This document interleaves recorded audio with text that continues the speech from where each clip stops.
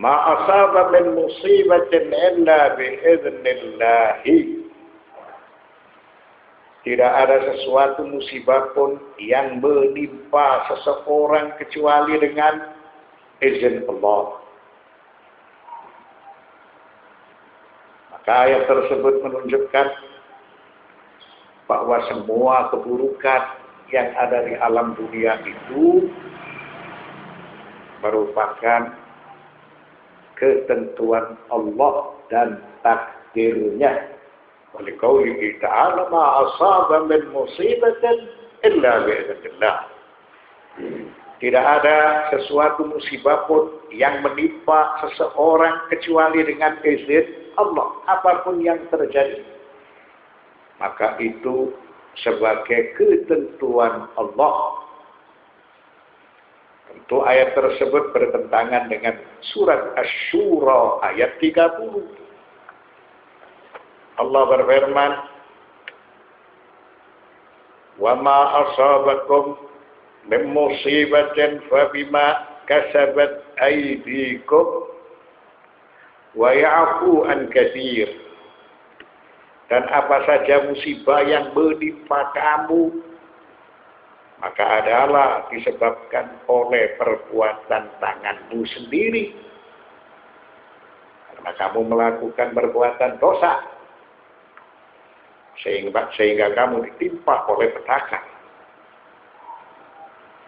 Wa ya'fu an katsir.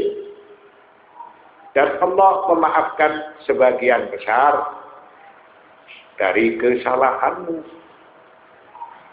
Dia Allah Subhanahu wa ta'ala tidak memberikan petaka itu spontanitas, siksaan itu seketika. Ketika seorang hamba melakukan perbuatan dosa, melakukan perbuatan maksiat, atau melakukan perbuatan salah. Mengapa? Rahmatan wa istidraja. Sebagai sifat Rahman, Rahimnya Allah. Dia diberi peluang, dia diberi kesempatan supaya dia bertobat, supaya dia beramal saleh. Istidraj. Dia diberi waktu agar supaya dia kembali kepada jalan yang benar. Maka tentunya petaka yang menimpa kepada orang-orang yang tidak berdosa, walita'riyuhim lil ajr, maka mereka dijanjikan oleh Allah Subhanahu wa ta'ala mendapatkan pahala. Bagian pertama dari ayat tersebut, wa ma asabakum min musibatin fa bima kasabat aydikum. Dan apa saja musibah yang menimpa kamu, maka adalah disebabkan oleh perbuatan tanganmu sendiri. Seakan ayat 30 dari surat Asy-Syura bertentangan dengan ayat 11 dari surat At-Taghabun. Wa ajabna an hadza mufassalan.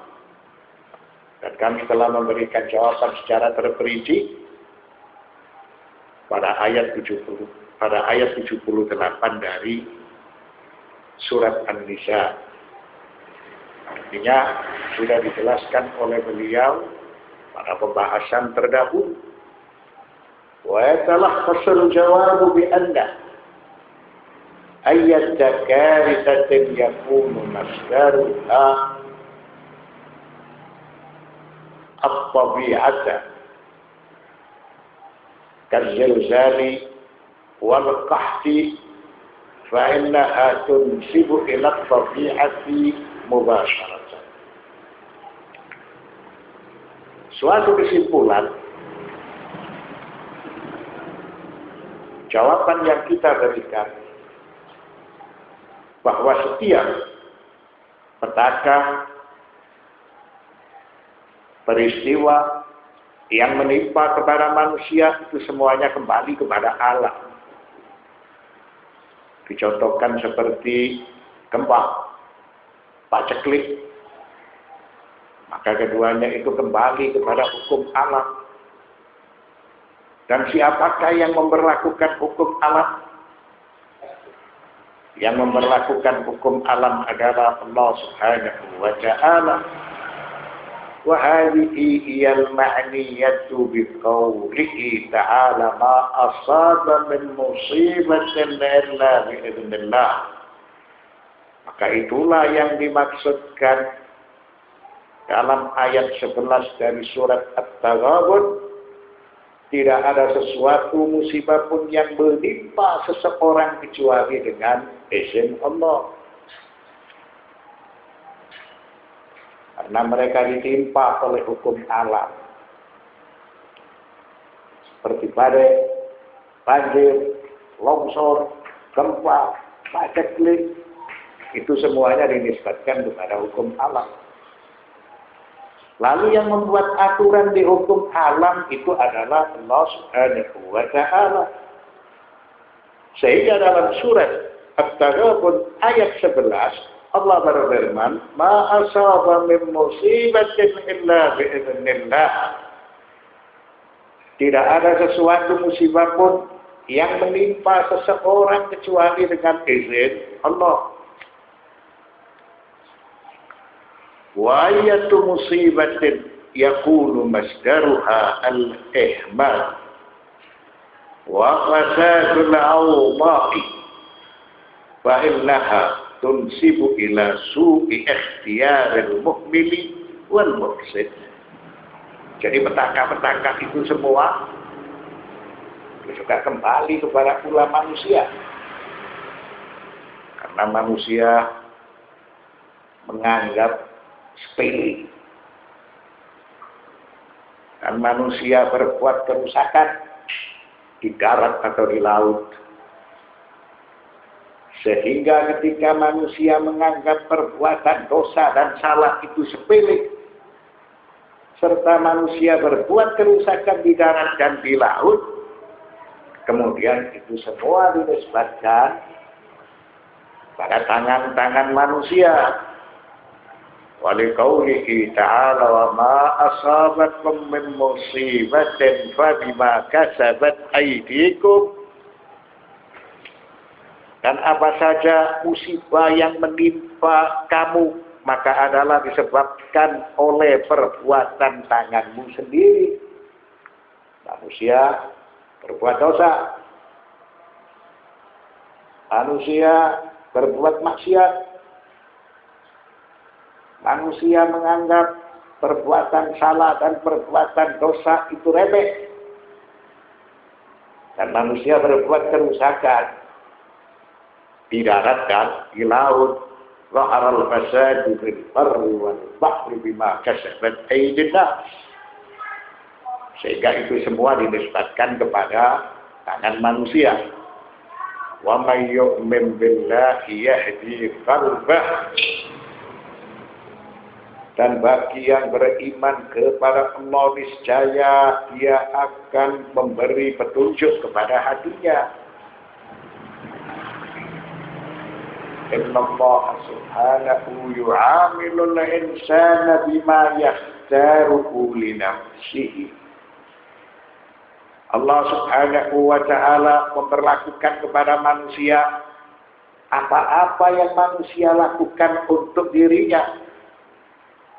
Wa in ikhtara lahal huda wal khaira wa salaka siratal qawim akhadallahu biyadihi wa syamalahu bi'inayatihi wa lahu 'indahu thawabul muhtadin. Apabila manusia memilih untuk dirinya kebajikan, cahaya yang diturunkan oleh Allah Subhanahu wa ta'ala, dan manusia berjalan di atas jalan yang lurus, maka Allah Subhanahu wa ta'ala akan membimbing kepada manusia, dan manusia diberi pahala oleh Allah Subhanahu wa ta'ala. Selain diberi pahala, manusia itu diberi ketenangan, kebahagiaan di dunia dan di akhirat. Wa in ikhtarallahu wa salaka ilaihi sabilahu khadalahu Allah wa awkalahu ila nafsihi thumma yarudduhu ila azabis sa'ir. Apabila manusia memilih kesesatan untuk dirinya dan dia berjalan pada jalan yang sesat, melawan hukum, tidak mentaati perintah-perintah Allah dan tidak menjauhi larangan-larangan Allah, maka Allah Subhanahu wa ta'ala akan memberikan kehinaan kepada dirinya. Dan Allah Subhanahu wa ta'ala menyerahkan semua urusan itu kepadanya.